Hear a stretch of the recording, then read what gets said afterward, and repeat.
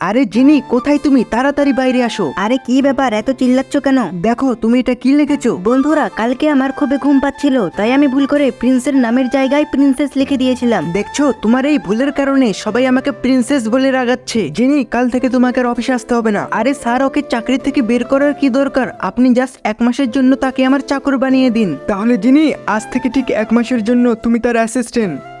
হে উপরওয়ালা, আজকে তো আসতে একটু দেরি হয়ে গেছে। জিনি, তুমি 2 মিনিট লেট করেছো, এর জন্য তোমাকে ফাইন দিতে হবে। আরে ওয়াও, কফিটা খেতে তো দারুণ লাগছে। আমাকে দাও। আরে তুমি এটা কি করলে? সকাল থেকে তুমি 5 কাপ কফি খেয়েছো, এটাও খেতে হবে। আরে আমি যদি তোর অ্যাসিস্ট্যান্ট না হতাম তাহলে তোকে আমি ছাড়তাম না। এরপরে আমি প্রিন্সকে অন্য একজন মেয়ের সাথে দেখতে পেয়ে খুবই জেলাস হয়ে যাই। আরে আমার প্রিন্সও, তুই তো অনেক চিকন হয়ে গেছিস রে, একটু শরীরের যত্ন নে। এই শুনো, তোমাদের এত ন্যাকামি করার থাকলে আমাকে কেন ডেকেছো এখানে? আমি যাচ্ছি এখান থেকে। আরে জিনি, তুমি যাচ্ছ কেন? একটু দাঁড়াও। ব্যাপার কি প্রিন্স, তুমি তোমার গার্লফ্রেন্ডের সামনে আমার কেন হাত ধরেছো? আরে জিনি, তুমি এসব কি বলছো? সে আমার গার্লফ্রেন্ড না, সে তো আমার বোন।